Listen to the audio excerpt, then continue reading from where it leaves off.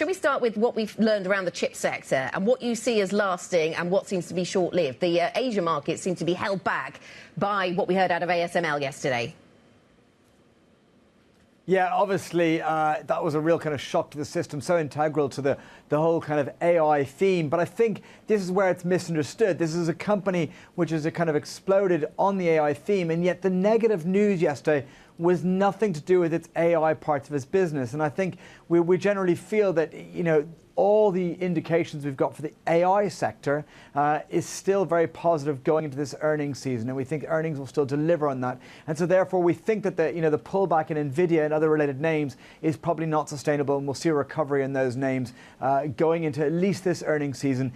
Even though the AI theme we know has run a long way, these stocks are very expensive. This ASML story is the wrong reason to fight it right now. In terms of some of the way you trade these geopolitical tensions, trade the tariff threats that are coming from, well, frankly, both sides of the election campaign, is any of it tradable until, say, November 6th? It's a great question, Kriti. Actually, one of the things I'm wondering is, you know, we saw that the interview yesterday where Trump, you know, talked about tariffs being a beautiful word. And the impact was relatively minor. There's a little bit of dollar mex, not much in dollar yuan. I wonder how much is the dollar already pricing in some expectation of tariffs. And I do wonder, you know, we know that the world is structurally long the dollar. It's expensive at the moment.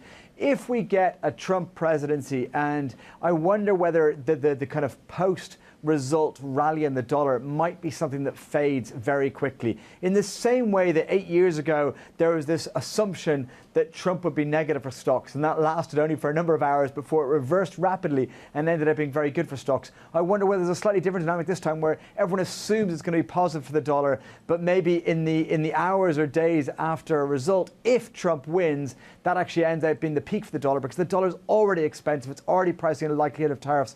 And I think the negativity on US trade, US companies might be more damaging for US flows.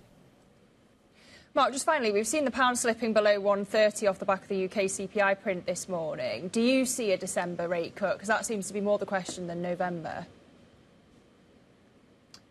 Look, I think generally UK rates cuts are underpriced. One of the things we've talked a lot about in the show, Lizzie, is the idea that, you know, over the last month, we're seeing a little bit of tightening of this theme, but the idea that US rate cuts were completely overdone, completely bonkers. I still think there's more rate cuts to come out of the US curve. And meanwhile, I think UK rate cuts are underpriced. And I think there's still more convergence to go in that theme.